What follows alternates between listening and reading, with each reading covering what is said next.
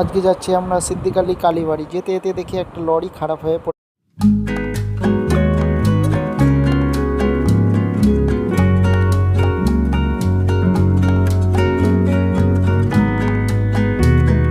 এখানে একটুর জন্য বেঁচে গেলাম।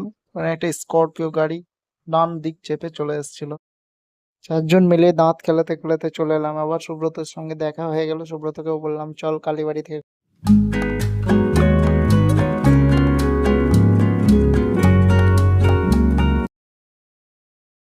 কালীবাড়ি ঢুকে গেলাম আমরা।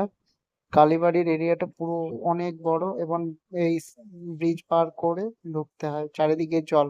এই কালীবাড়ি চলে এসেছি আমরা। এখানে গাড়িটা সেই দেখছি যে মন্দিরের গেট বন্ধ। দুঃখের বিষয়, কিছু করার নেই। এবার মন্দিরে কাজ চলছিল, রাজমিস্ত্রি। তারপরে একটু জঙ্গলের দিকে এগিয়ে এসে মা কালী জঙ্গলের মধ্যে যে